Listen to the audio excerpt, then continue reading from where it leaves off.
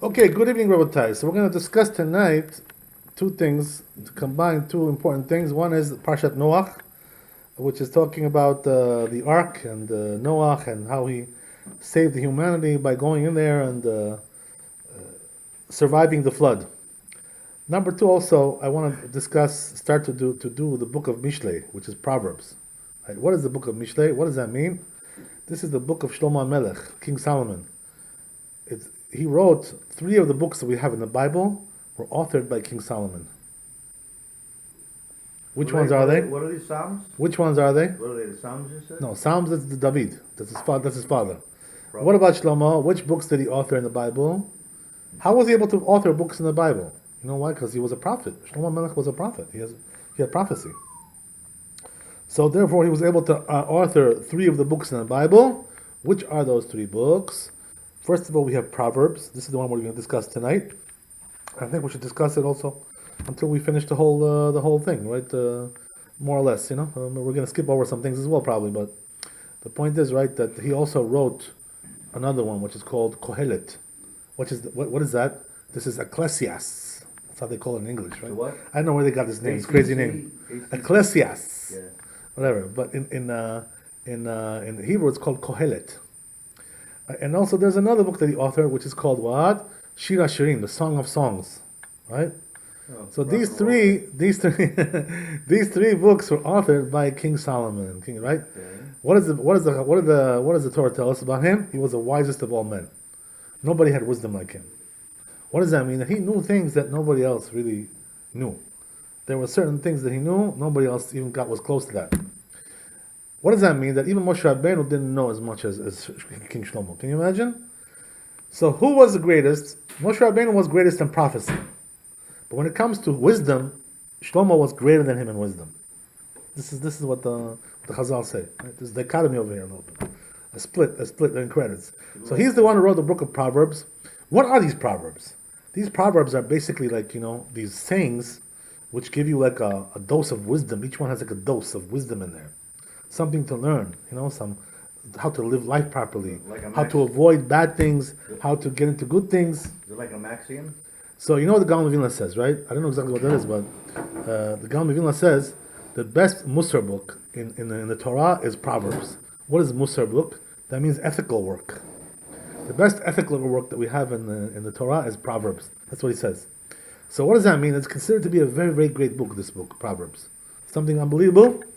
And therefore, every Jew really should study this book. And I know that a lot of people have not. So therefore, we're going to give people a little bit of a chance now to get into it, because the wisdom is very delicious also. It's like very tasty, kind of like it pulls the heart, pulls the mind. So it's nice to get into it. Before we start, I just want to say a couple of things about Noach, because this is the Parsha Shavua as well. Even though it's pretty much, we started these lectures like 2 years ago. This is like a 2-year anniversary that we're still doing right now. So why do I tell you that? Because we finished the whole Torah. The Chumash, the 5 books we finished. We started from A and we got to Z. We finished the whole thing. So we started, so now the cycle is starting over again. When the new year starts, there's also a new cycle. So we're not going to do now all the classes on the Chumash anymore, because we pretty much covered more or less, there's still a lot more to cover. But what we're going to do is give you a little bit dose of that too as well. What does that mean? Some novel ideas, some interesting ideas. Also on the Parsha Shavua, on the weekly portion as well. But it's not going to be totally based on that. We're going to do also Proverbs as well. Anyway, the point is like this, right? Some interesting things regarding Noach's ark, which is that there is some kind of a discrepancy over here regarding his ark and what happened over there. Because the truth is, right, that the Torah teaches us that everybody died during the flood. Not only that, you can't have every animal on earth go into that ark. Oh yeah, it wasn't every animal. Only like a pair, each one had a pair, husband and wife. That's what it was. Not every species. Every species, yes, but they came by themselves. By the way, Noach didn't go and gather them up in the forest, look for them, with binoculars, like this. That's not what he was doing. We're leaving. Come on. Hashem sent them to come. Yeah. They came to him. Can you imagine? This is what happened. Bugs and everything. Everything was. They all came. Yeah. Otherwise, they would have died. No, nobody could survive that. The only ones who could survive was the fish. So the fish didn't come, Because they were able to survive without that. They have no problem with water. The goldfish came to get kids. The goldfish can. I didn't even know that. Did you know that? What about The the fish didn't come. No. I Yeah, thought there's they no had purpose. tanks What's or the something. point? Huh? Right? There's so many fish. The whole world was an aquarium, you know. So what do you need to have? You know, that's the way it was, right? That's the idea. Okay, so anyway, the point is like this, right? That even though we pretty much find that everybody died, all humanity died, and also all the animals as well. Everything they all perished. So then, what happened? How is it that we find that some people actually got left over? Who got left over? The giants lived. Oh, the giant. Oh, you're smart guys. Because they could stand in the water. He caught it right away. They right? built the pyramids, I think. Well, you know, pyramids, I don't know, but you understand what I'm talking about? Those giants, where they come from, these giants? They were above. before the flood. Angels. Right. They were before the flood, the giants. They weren't good Understand? angels, but they were part animal. So what happened? What's the story? The story's like this, right? If you What want do to you mean they were before the flood? I'll tell you exactly what it means. So what happened was like this, right? In the book of Bereshit, in the Genesis, Yeah. what you find over there is that there were some giants who were on the earth at that time. So these giants, where they come from? Where they came from was like this, right? That there was a certain amount of angels. We're talking about 2 angels. Yeah. You know what they're called, right? These guys. They're called the fallen angels. Fallen angels, right? Right? What does that mean? They fell. Tawarden, you know? They fell. God sent them. Right? Didn't God Where they send fell them? from? From heaven. From the Twin Towers? From heaven. Right? Where they can fall from? No, they fell from Shamayim, from the heavens. Why did they fall? What's the reason why they fell? Well, they didn't have a piece of ground to stand on. But they didn't have a floor. What happened? Yeah. So the story goes like this, right? That they said to Hashem, Yeah. when the sinners started to get very, very severe, the sins of the people. Yeah. So these angels came and said to Hashem, listen, you know, They teach you. Hashem, you see what you did? You made humanity, and look what they are, you know? You know, there's those guys in Congress, you know, people like this, you know, those guys over there, on the left side. How Right? many humans? You were made on that humanity boat? like this, you know? How many False humans? impeachment, false like accusations, all kinds of things like this. How many You know how it is, right? How many humans were on the boat? I'll explain to you right now. Okay. So, what happened was that he said they told Hashem, you see what you did? You made humanity. You know, it was a very bad decision because look, the earth is totally corrupted. Right. It's totally corrupted to the max. So they told Hashem, you know, this was very bad what you did. What happened was the reason why they told him this is because Hashem, when he first made the earth, he consulted with the angels. He asked them, do you think I should to make it? The angels said no. You know, they were jealous of Yeah, him. the angels are stronger than God. You understand? No, it was just a matter of consultation. You know, like Trump takes advice from his advisors. He doesn't listen to them, but anyway, he lets them talk. he doesn't listen to anything they say. But he lets them talk. He's the one who decides in the end. Okay. You know what I mean? Okay, that's the way it's supposed to be. But the point is, right, I'm exaggerating a little bit, but the point is, right, that Hashem also took counsel, and the angels said, no, don't make mankind. Why is that? Because they're going to be sinners. There's going to be an evil inclination over there, you know? It's not going to work out like that. They're not going to be able to be good. So Hashem didn't listen to them, you know, just like Trump doesn't listen. He also didn't listen. You know, surprise, surprise, right? So he didn't listen, he made them anyway. So what happened was, now these angels came and they say, I told you so. You see what happened? But Hashem also created the angels. Right, but those angels, they have no problems. You know why? Because they have no Yetzer Hara. They're in heaven.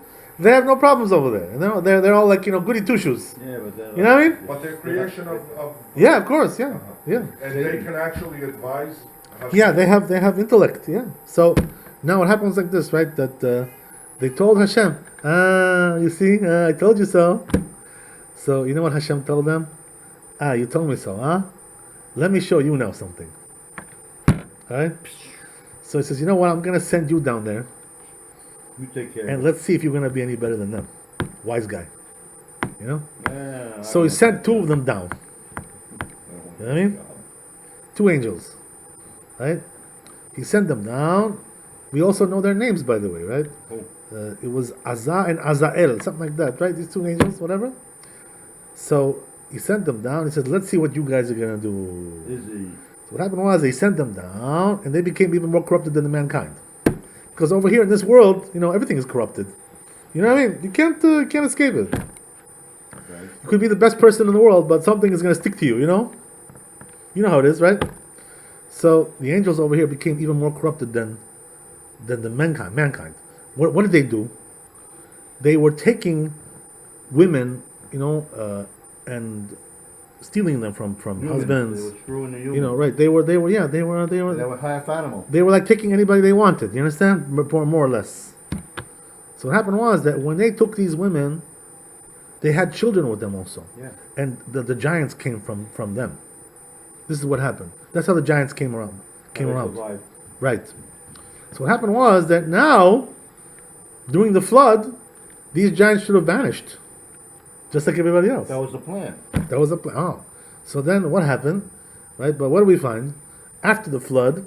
We find that there were several giants that still survived. Uh-uh. So Who now- were they? Who were these people?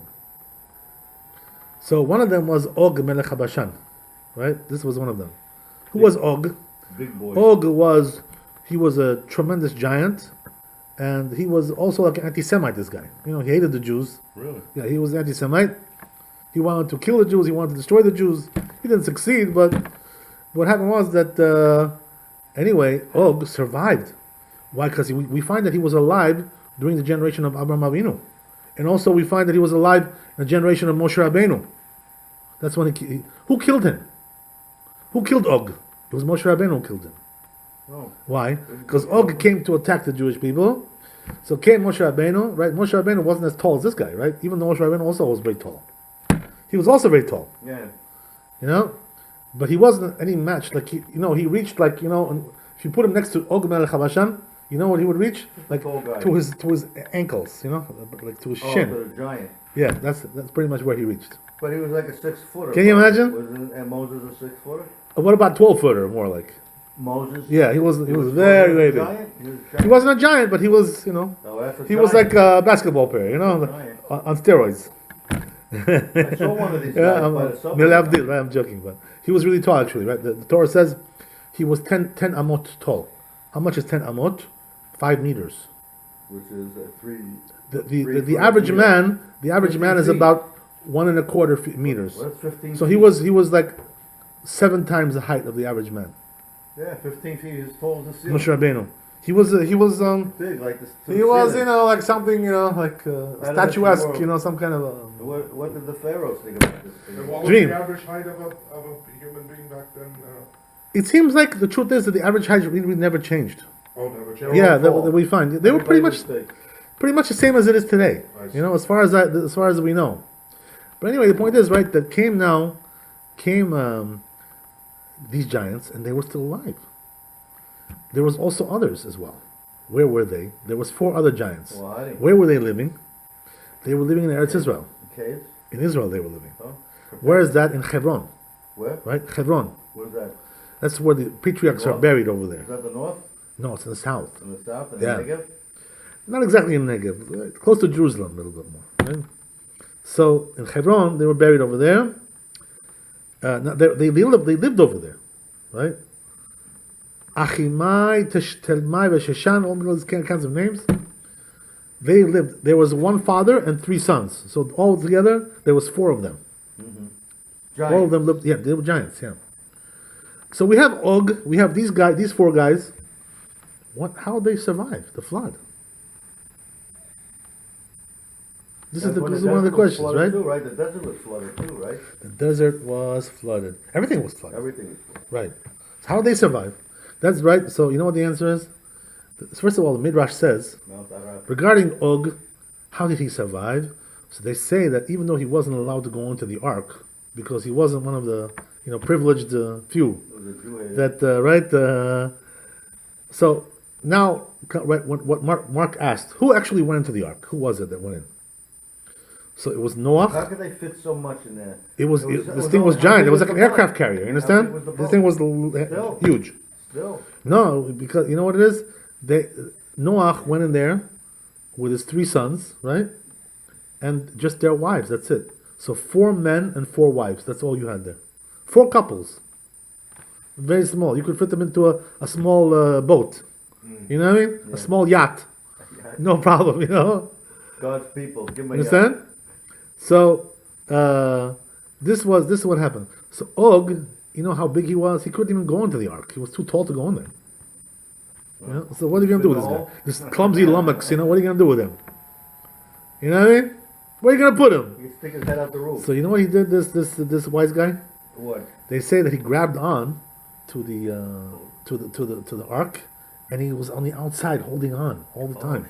All the while. This is something unbelievable. He was hanging on. I mean, can you imagine? This is like physically, you know, you would think this is impossible.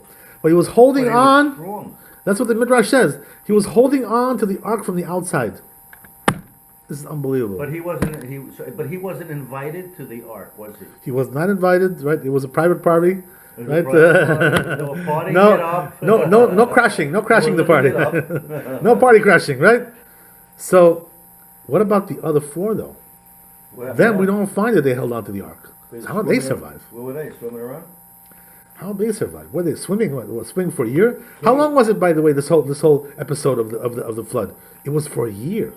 4 years? The whole thing took a year. Oh, 1 year. Yeah, 1 year. Yeah. So okay, we had 1 year.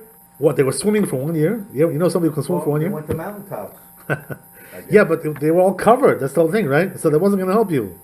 So then what really happened over there? So you know what it is?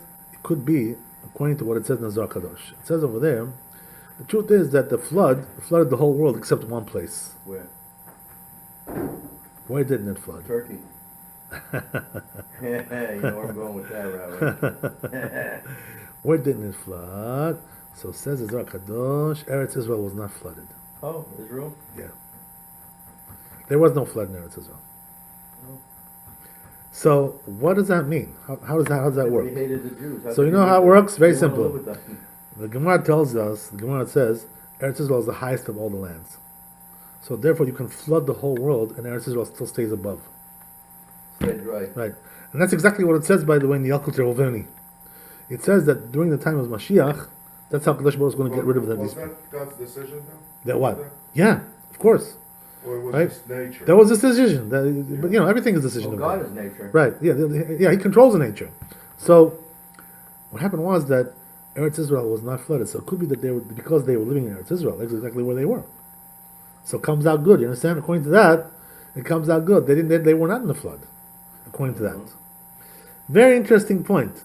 Right. Anyway, these four giants, they survived. That's one interesting point that we have in this parsha. Also, another interesting point, which is that after Noach comes out, right, what do we find? That he got really, degraded big time, right? You know what his son did to him, right? Who? Ham. The giant? Ham, his son. Oh, Ham. Right? What happened? What Ham happened was with the black Ham? one. Ham was the black one. So what happened with He Ham? was handing it up. What happened with Ham? David's, He's making all the jokes tonight. interrupting David's thoughts. Okay, so what happened with Ham? So they say, right, that once Noach came out, he had vines that he brought with him to the ark. Vines, for grapes. Pie thing? Oh, Right? okay. So he planted them right away when he came out, and they grew grapes, Right away. and he made wine from them. Oh, they all got drunk. He made wine, Cabernet Sauvignon, right, Merlot. He made all these kinds of things. What happened was they drank one night. Mm-hmm. He got really, really sloshed, like big time. Giants. Like beyond recognition, you know what I mean? Like out to lunch. After lunch. So what happened was there came his son, Ham. He saw him that he was drunk like that. And he saw him that he was naked also. He was naked. Oh. He got so drunk, no clothing, you know how it is, right? When you lose control, The king. you know how things are, right? Has no clothes. So what happened was there came Ham, and he castrated him.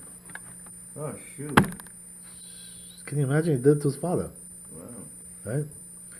Also, they say another thing, right? Not good. What else did he do as well? He also, I don't want to tell you what he Hey, did. the wife? He penetrated. The wife? No, his mother? father. His father. Oh. Oh, homo. You understand? That's a pretty sick story. What do you say about that? Most people only know about the animals and the flood. They're into the animals. Yeah. So that's the two things they did to him. Mhm. The kids. No, just Ham. Oh, just ham. Yeah. He hammed it up. Who That's it. believes in ham? So what happened Who was believes that in ham? The once Christians? the once Christians the believe in ham? there's nothing to believe. So He's not a Mormons. significant character. Well, no, the he is Mormons- actually very the Mormons significant know about from him. the evil side. You know what I'm saying? Yeah, and when the Mormons know about him. We don't need to talk about that. So anyway, the point is like this. They won't talk about it. They always end up hamming it up. Talk to if you want to talk about that, talk to Romney. He knows about those things. Maybe the guy that's running, the gay guy that's running for president prays to him. I don't know. Beto. No, Buttigieg or whatever. So Ruski. so what happened was just like this, right? That once this happened, this whole episode, you know, so they found him now the other two sons, Shem and Yefet. What did they do to him? So what happened was that they found their father naked like that. So they said, "Oh my God, you know, our father is degraded like this." So what they did was they took a blanket, you know, Put him up. and they went and covered him, right? But they went with their faces facing the other way. So you shouldn't see his nakedness. They were more, you know, cultured, civilized people, you know, more decent people. Good class. Yeah, exactly. So what happened was that once Noach wakes up from his Dream. from his They were drunk. He was slumber. drunk. Yeah. So what happens is, right, he really realized what happened. What his son He did to got him. raped and cut the thing off. Castrated. You understand? So what did he do? He cursed Ham, you know, because of this. He said, "You're gonna be slaves, all of you," you know, What did like God do? Obama, you know, What did people, God do about it? you know, those people, right? So he told him, "You're gonna be slaves because of what you did to me." Forever. This is how he cursed him. Black eyes. So now what happens is like this, right? Noach was a holy man. He was a tzaddik. So how did he get into such a predicament like this? To get so sloshed like this, you know, that he was able How to. did he have a black child? Oh, Married one of the slaves. this is a very fundamental question. What you're asking. So what's the That answer? happened. What's the answer? So you know, in the ark there was ground rules over there. They had God gave them rules in the ark. Uh-huh. One of the rules was Don't cross they the were not line. allowed to have any intercourse With anybody? with the husband and wife, Or the animals? spouses, the animals as well. Yes, Oh, okay. no intercourse. Checking. Why no intercourse? What's the reason why? They can't reproduce on the boat. Because No because room. when you're having such a tragedy like this, that the whole world is being destroyed, this is not the time for playing games like that. That's understand? not the party. Exactly, this is not the time. You have to know. There's things which are fitting for certain times. This is not fitting for this time. You're gonna bring out Hustler magazine. You know? later. So what happens like this, right? That most of the people kept this rule. Mhm. Who was the one who did not? Ham Hammy. and his wife, right? They went for it, you know? You know how it is, right? Did he eat pork? Ham? Okay, so Ham was already born before. Yeah. So what happened was that because How old? because he did what he did, he broke the rules, the ground rules, all right, of the encampment over there they had over there on the ark. So how was he punished? So it says the Midrash, that Kadosh Baruch Hu made him black, like charcoal. This was a Evil? punishment. What does the Mormon say? Evil soul has an evil body. So are you telling evil us skin. that Yeah. Black according skin. to the Torah, he's the first black person? Right, he was the first rapper. Yeah, he wasn't Run DMC. Right? Right. Good souls. Good souls. Okay, you got the idea, right? Good souls come out Okay. white skin, Yeah, and bad souls come out black he skin. wasn't the Sugar Hill Gang. He was before that. It was The Sugar Hill Gang. So Ham is the the forefather of the story African people. Yeah. How the Africans were punished. That's why they're black. Yeah. Yeah. So So they now, lived in Africa, right? what happened was that, by the way, they say there was also two other species that also broke that rule. Two animal species. Animal. One of them was the dog, Well, right? the dog was, and one of them was the raven. but the dog, We're gonna talk about the dog wasn't raven. The dog, though. The dog was a wolf. That's where they came from wolves. Well, okay, that's a different story. I don't want to get into this now. This this whole The issue, lineage of the dog. right? Lineage of the dogs and all these kinds of things.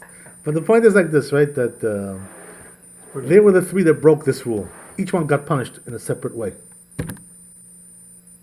So, getting back to what we said, but Noach, how did he get into such a quagmire like this? Such a He built this boat and a person who's such a tzaddik, he should be raped and castrated by his son. The captain. Listen, The captain. Violated, he was violated. They overthrew His son him. violated him. even Moses, Mutiny on a the bounty. man that said the Jews for free wasn't allowed into Israel at the end. So Okay, but this is something like very Yeah, this is disgraceful. You know what I mean? terrible. Mutiny. How did this happen to such a person like this? So it says in the Noah Zohar was Kadosh. castrated. He Some- lived, Yeah. and he lived after that. Yeah. He lived that for sure. Yeah, he lived. Whatever. He lived several hundred years after that. 700 years. Yeah, Did because he grow it back? during the flood he was 500 years old, and he lived until 900 and something. Right? Checking. He lived a long time, almost 1,000 years he lived. Well, So anyway, the is point that is what like this. people lived at? Yeah, in those times the about 900 lifespan was like many hundred years. Yeah. Uh-huh. Will that ever come back? As time went along, got shorter lifespan. You ever think that'll ever come back, Rabbi? Times of Mashiach, we won't have any death anymore. That's it, right? No more, I no hope more it comes soon, man. mortuaries, I don't know how much longer. no I more got. morgues. That's it. Once Mashiach comes, there's no more death. I hope he comes soon because I don't know what's going to happen. Because with all me. death are going to be resurrected. The ones who were righteous are going to be resurrected. They're going to live forever. So the point is like this. Right now Good comes slaves. You got some Noah. guys. What? How did he get into such a thing like this? This is disgusting. This is for can you Perverted. imagine like today? Like a rabbi. Noah was a rabbi. So I mean, Perverted. can you imagine today like a rabbi? That like Yeah, they did something like this to him. I mean, this would be what was his sin? What So did he what? do? What happened over here? How did he get to He always such a had to thing sit like with this? his legs crossed. Yeah, Rabbi. Okay, I know I take you guys slight on a are lot of funny. things, but, You guys are funny. Was this Okay. also the beginning of homosexuality by any chance, or? I think that it was also before that as well, Uh-huh. but this was a continuation. The animals always did that. resurgence of the The animals always So did what that. happened was like this, right? That Noach, the Zohar Kadosh says something very deep about this whole thing. It says that Noach didn't. This wasn't an accident, just like got drunk, He drank like a couple, two extra, two extra beers. Yeah. He sloshed two Budweisers, Couple days. a couple extra Budweisers. He downed, and he got, this. It wasn't like that. Drank a lot. This wasn't an accident. So what does that mean? Noach was looking to get into this. Oh, he wanted a party? What does that mean? He wanted What, a he wanted to party. do sins? He wanted to sin. He was a righteous man. Obviously, he didn't want to do sins. But what he was looking to do is to explore the klipot. That's what the Zohar Kadosh says. Get experience. You know what that means? A person who wants to understand the side of evil, how it works, how it functions. Who wanted to? Noach. Noah. Yeah. Oh, So in order to understand how it functions, the evil, he said, I have to go in there, get in there, like go into it. You got to get into it. You understand? Party. You remember that, right? So he wanted to like enter in there and to see, like to feel that's pretty sick. how that Close is. his eyes. By the way, he wasn't the only one who did this. Yeah, but a lot of There was people, only when they 4 get people. drunk, Yeah. they're actually well behaved. They lose sight of what they're doing. but Right. They don't do. But there's drunk and there's drunk. You know what I mean? This was like, That Craig. Yeah. right, the last plateau, the final frontier. Yeah. You know what I mean? Yeah. So what happened was that he was looking to explore He wants to check it out. the evil side. How does a person think when he's on that side? Satan. How does he function? How does he, he wanted to explore that. So he wrote the book. So of what does Job. that mean? That this is considered to be something that he did wrong. I see. Noach, you understand? He shouldn't have wanted to explore that side. So let me explain to you, by the way, this has a caveat over here. Okay? Caveat. Because sometimes it's allowed to explore, sometimes not allowed to explore. Okay. So I'll explain to you how that works. The way Noach did it was no good. There was also others who did that. It's against humanity. They say, by the way, one of them was, who it was? Avraham Avinu. He also explored. Avram? Yeah, Avraham Avinu. Our patriarch, Abraham. Abraham. Yeah. He also explored. There was another one. But Party. Noach got harmed like this, so heavily. He explored, he went in. There was also others who also got harmed. by exploring the evil side. But what happened was that the Chazal teach you something interesting over here. They say there's a positive way to explore and there's a bad way to explore, which can be damaging. So what's a good way? So it says in Zohar Kadosh, the good way to explore the evil side is to learn it as a discipline. What does that mean? You want to know how it works in order that you should know how to rule in cases of judgment, how to judge people who did that kind of thing. Not get involved in it. You understand? Yeah. In other words, in order to judge somebody who's on the side of evil, you have to understand what he's doing. So if that's your intention, to judge, adjudicate those things, you're allowed to go in there. I'll give you a famous example, right? There are people who explore, like idolatry. They get into the New Testament, the No Testament, this Testament, that Testament, all kinds of things. The No Testament, right? They get into all these kinds of things. They explore Buddha, they go here, they go to India, The people who go to India, they stay there for years, exploring all that garbage they do over there. Worshipping cows, worshipping this, worshipping all kinds of nonsense that they do over there, right? Whatever it is. So, a person who does that is going into the klipot, he's going to the side of evil. This is what he's doing. He's entering into there, you can be harmed. But there's one way to avoid the harm. You know what it is? If you're going in there to understand, in order that you should be able to rule, as a rabbi, let's say, or a judge, right? You should know what that means, how they do their service. You can't judge somebody until you know what he did, until you know the ramifications of what he did. Knowing right from wrong. So if this is your right, exactly, you can't understand that. Also regarding witchcraft as well, a person can't understand witchcraft until he studies it. He has to study how it's done. Otherwise, how can you rule and say, oh, you're guilty of witchcraft? You have to know what it is before you rule on that. So you think Kosher was exploring witchcraft to do evil, or to Choice A, yeah. Choice A. He was looking for it. Okay, whatever. Oh my You God. can ask him; he'll tell you. Okay, whatever.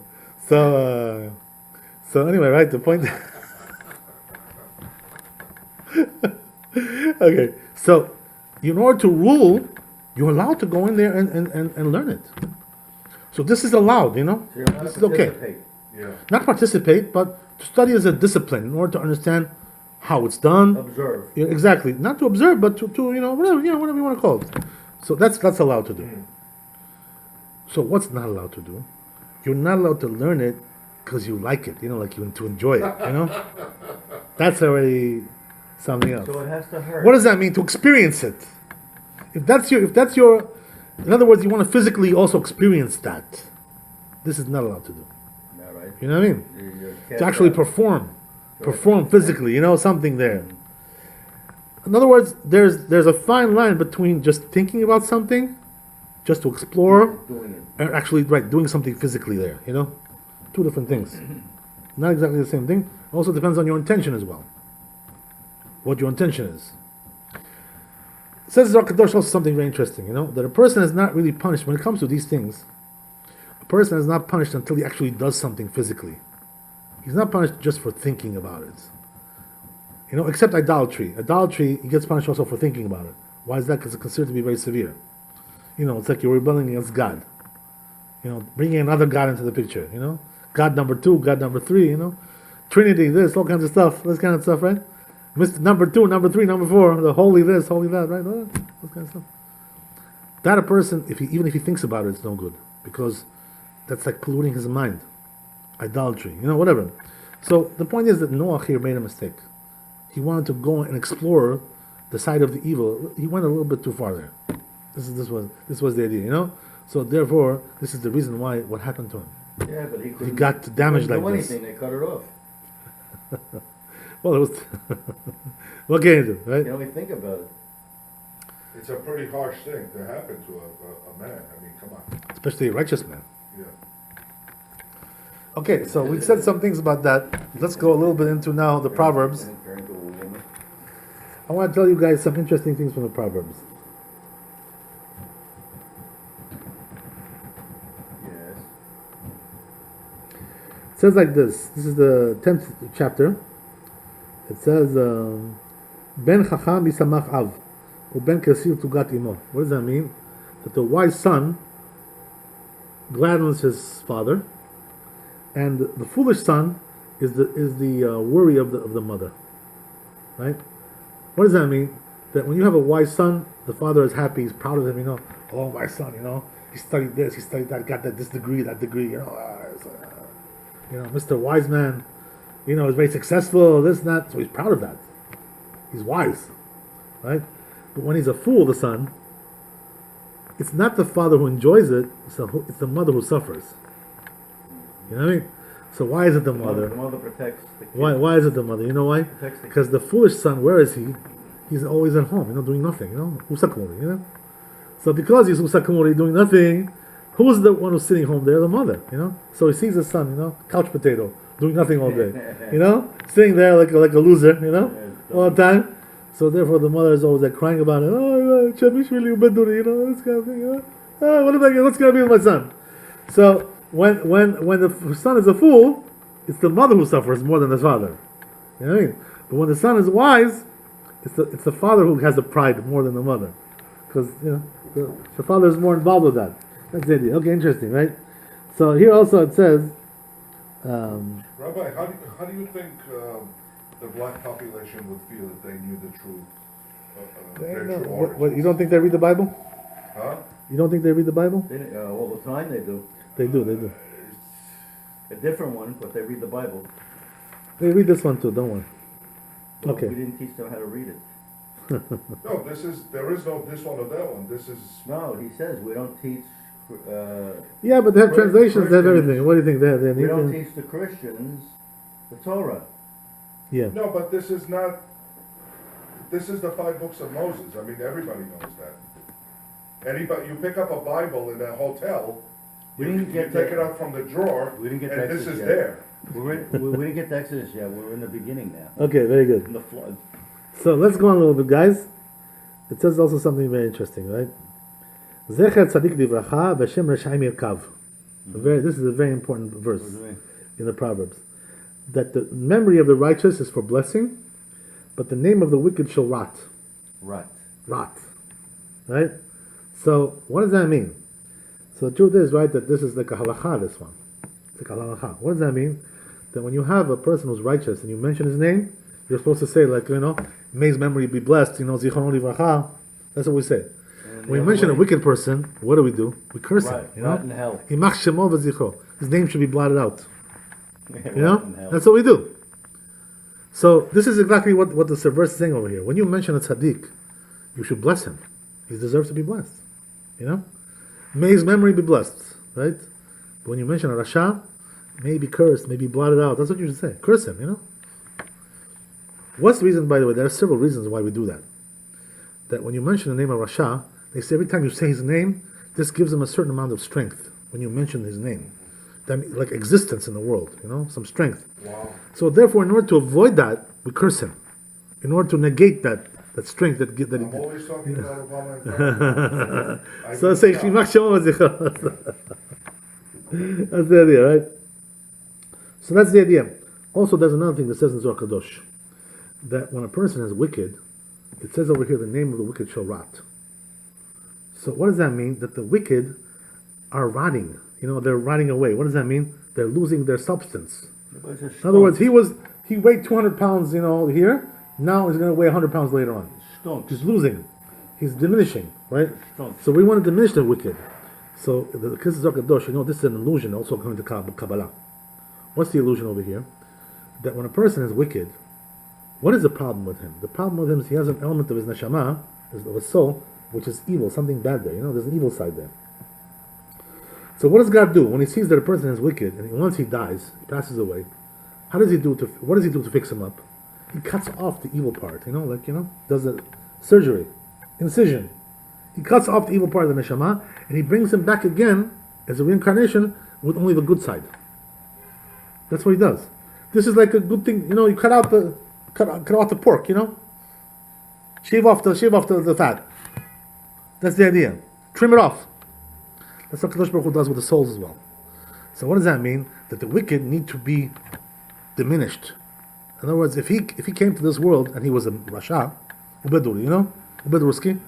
So what happens is that Kadosh Baruch Hu will do incise, take off the part of his neshama, and then bring him back again. But I cut off one wing and he flies around in circles? What's a good example, by the way? The good example is when it comes to, here also we have this concept, that in the Parashat Shavua, because what happened was that Hebel, who was the son of Adam Arishon, he was righteous, but he also had some evil part. So Kadosh Baruch Hu, Cain killed him, then he came back as Shet, and then he came back as Noach, came back again. Each time he was cleansed even more and more. In the end, who did he come back as? Moshe Rabbeinu. Moshe Rabbeinu was Whose reincarnation do you think people like Hitler and Stalin were? Well, the question is, will they come back and be, fixed up? This is the question. Sometimes they are, by the way. You have to cut off. You got to cut. And this is exactly what we're saying, right? You've got to cut. By the way, you should know, I want to tell you, this is serious, I'm telling you, that some of the most righteous souls are like people like this who commit atrocities, You know why that is? Because they have a very good part inside of them, something very good, but it's covered by bad. So you got to cut out the bad. You understand? But the holy side of them is very, very good. Once you cut it off, the other side is really, really good. So the truth is that this applies to many, many people in many, many situations. We don't even know who they are. It could be also us. We never know. We don't know. We don't know how that works. So the point is like this, right? That trying to tell you over here that we have to cut off the wicked like that. That's got to cut them down.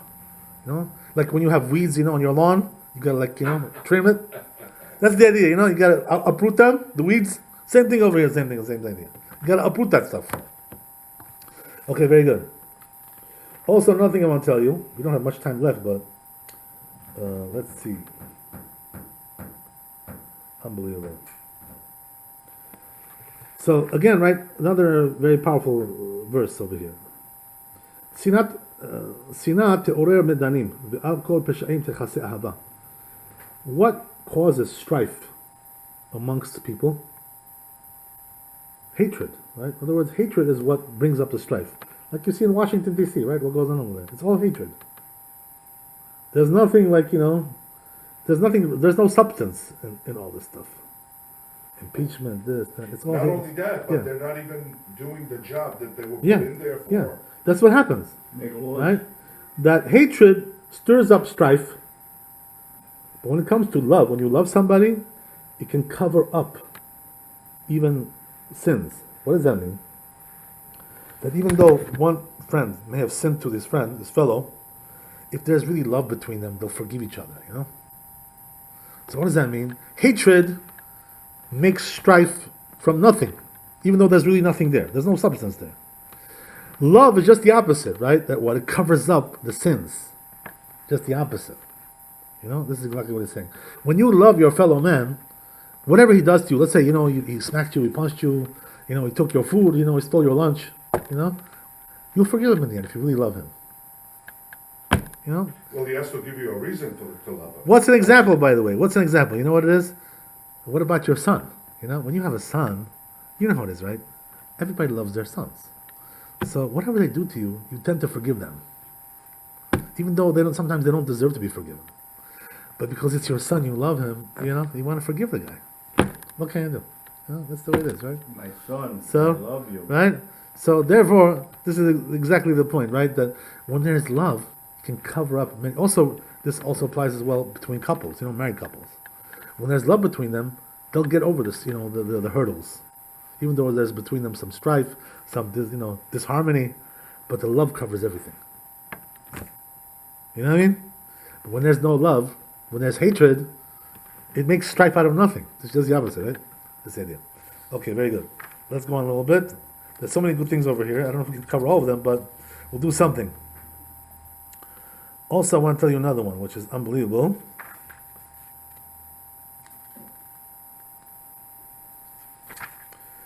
Birkat Hashem hi ta'ashir.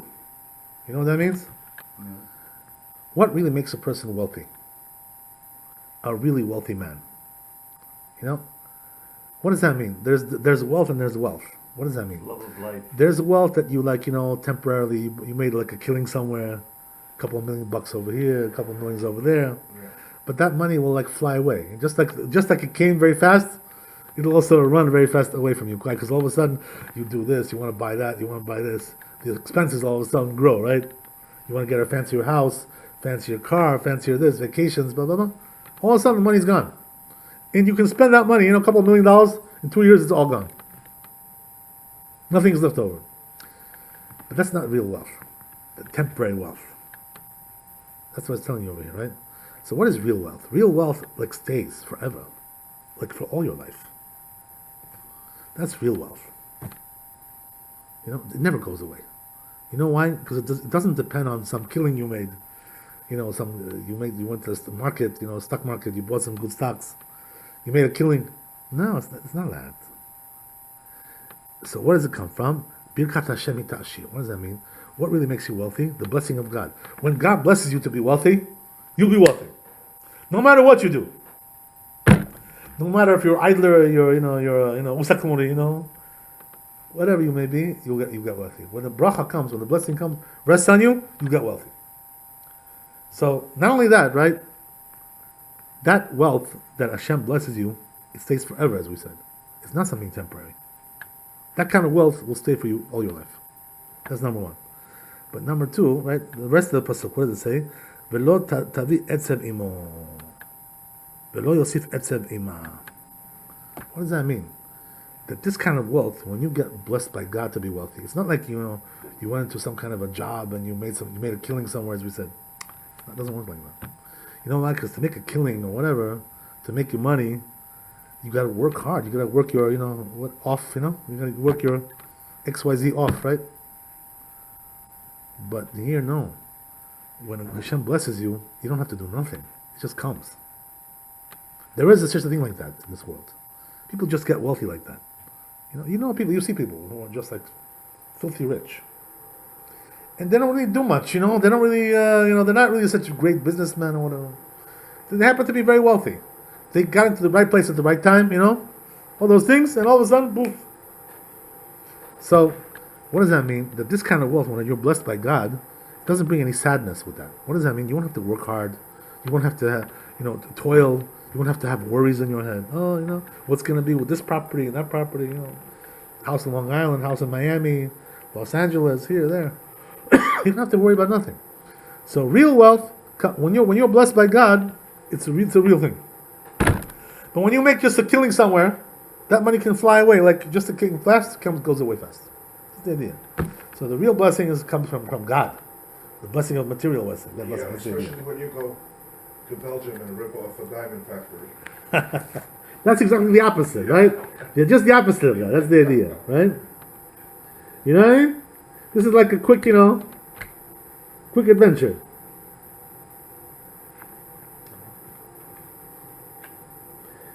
I'll finish off with this, right? I don't want to keep you guys too long. But this actually relates to a Parashat Shavua as well, to the portion of it. I'll explain to you how it works. It says like this in the verse. Kachometz l'shinayim v'che'ashan la'enayim ken he'atzel l'sholechav. So it says, there are, like when you send somebody to do a job for you, shliach, like an emissary. So there are people who get the job done. There are people who, lazy, they won't get nothing done. You know how it is, right? There are people who are not reliable. They'll, stop off somewhere and do some things on the side, on your time, on your money, right? On your expense. So it says like this, right? In the pasuk, it says in the verse that what is it compared to when you have a bad emissary, a bad agent? So it's like considered to be like vinegar for the teeth, and it's like smoke to the eyes. You know how smoke damages the eyes, right? Mm-hmm. And vinegar, you know what vinegar does to the teeth, right? It destroys the teeth. Like the enamel, gets destroyed. That's why they say it's not good to drink. It's not healthy to drink Coca-Cola. You know why? Because it eats the enamel on the teeth, Coca-Cola. The phosphoric acid that's there, it eats the enamel on the teeth. Mm-hmm. So that's why it's not good to drink that stuff. Better to buy Sprite or something like that, right? Different drink. So the point is like this, right? That just like the vinegar damages the teeth and the smoke damages the eyes, just so the bad agent as well, right? Somebody who's unreliable. You send him to do a job, he's gonna botch it up for you, right? Unreliable person. So what does that mean? That he damages you, right? You were relying on him to do a job for you, and he failed you. Let you down. Yeah, a bad lawyer. Or, Right, something like that. Exactly, right. So, or let's say you send somebody to do some investments for you, investment firm, and they messed you up. They took your money and put it into the sea. Whatever, dumped it into the sea. So, this is exactly right. It relates to the Parsha Shavua as well. What does that mean? That Noach, he had two emissaries that he sent out over here in this Parsha. Who were they? Two emissaries that he sent. One was the raven, and one was the dove, the pigeon, right? So what does that mean? The raven, as we just mentioned before, he is also one of the animals that sinned in the ark, that had relations with his wife. He wasn't allowed to do that. So the raven was considered to be like an unworthy agent. So what happened was that when Noach sent him out, the raven, what did he send him for? He wanted to send to see if the ground is dry yet, so they can go out and live on the ground.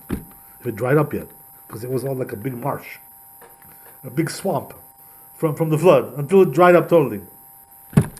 So what happened was that he sent out the raven. The raven, instead of going out to do his job, to check out, to scout out to scan the fields, right? What did he do? He was just flying around the ark like this, doing circles, doing laps, Number one, number two, he was going around like this, right? So, why was he doing it? Why was he doing that? That's a good question, right? So to say the Chazal, because he was very suspicious, this guy, What was his suspicion? He thought that the Noach was sending him for his own purposes. Mm-hmm. What does that mean? He thought that he wanted to take his wife, his pigeon was his raven wife. He says, he probably wants to do something with my wife. So he wants to do something with my wife, and that's why he's sending me out, right, to take advantage of my absence. So therefore, he refused to go out and check to see what's going on. Mm-hmm. So we're just flying around like this, like doing circles. But it's not considered an evil animal. Ubeduria, he was the one who sinned it also, right? He was the ravens are bad animals. They're bad animals. Yeah, ubeduria, They steal, they're Don't thieves. they have a long lifespan? You know what they do, right? The ravens. They're very smart. Yeah, they're very clever, right? You know what they do, right? They look for eggs of the pigeons, and they steal the eggs. When the mother goes away, they go and snatch them. They get roadkill. That's what they do, right? But they won't touch any food if man touches it. I don't know. This is interesting. Anyway, the point is, right, the raven is ubeduri. It's not kosher. Also, it's not a kosher animal. The pigeon is kosher. Pigeon is kosher. Yeah, but the raven is not kosher. So one of the guys that's out there in the park, it's actually kosher. Yeah, it's kosher. Yeah. You can slaughter it and eat it. Yeah, sure. Yeah. Nobody does that, but Called squab. Squab. Ah, really Grab interesting. them and you flip them over and squab. breaks its neck. Oh. Breaks its neck. It's Okay. Quail is also kosher. Yes. Grouse, yes. quail, all that stuff. So- Pheasant. What happened was that once he saw that the raven was ubeduri, he doesn't want to do his job. He doesn't want to. He's unreliable. Suspicious guy. He suspects him. You should know, by the way, the people usually who suspect others, they're usually the guilty themselves. You understand? Why do they suspect so others? Because they themselves have that quality. Right. You know what I mean? They have defect. They have defect themselves. They say, if I have it, he also must have it. This is their mentality. You understand? This is the whole idea. So what happened was, right, that now he sent the dove, and the dove did the job. He went out and he scouted out, came back, and he scanned the area, and he gave him a report like he had to. I see. So this is exactly what it's talking about, right? Doves eat their own doves. I don't know exactly what the. Yeah. I hear that they eat their own. What they don't what? They can eat each other. Maybe I don't know. I'm Maybe not gay. sure. I'm not sure. What about the pigeons? They don't. Yeah. The pigeons. They're kosher, whatever. Anyway, Yeah, the point is like this, right? That Flying rats. you never know with these people. So anyway, the point is that this is exactly what the Shlomo Melech is saying over here, King Solomon, right? That when you have a bad agent, so it's like it's like smoke in your eyes. He messes you up. This is exactly what happened to Noach. He had a bad agent, so he got messed up like that, It's right? hard to find a good agent. Exactly, very hard to find He said somebody. he wouldn't drink ever again. Very good. Okay, guys, thanks for coming. Chazak u'baruch. So what did we do now again? We started, Proverbs. no, the Proverbs we did at the end, but Noah. we're learning what part of the Torah now is, you said for the This week beginning we're doing of the Noach. This week. Okay, Last week we did Bereshit, Yes. Genesis. yes. This week we're doing Noach. Next week is going to be Lech Lecha. Every week, right? It's, Another story. you got it, right? Okay, thanks for coming, Lech guys. Lecha in English is, Good health, good wealth. Huh? Lech Lecha in English is, Go to you. Go. go to you, right, all right. Go on your way. Go on your way. Go on your way, right? Exactly right. Go get lost. Yeah. You got it? Okay, Chazak I u'baruch. saw Thank you for Jeff, by coming. the way, the other day, he came to our neighborhood. Hashem should give you all the blessings. Amen, amen.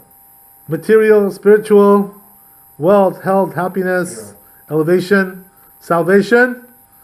To all the people who listen to the class as well. Salvation of the Lord. On the internet and everywhere else as well. Bezat Hashem. Amen.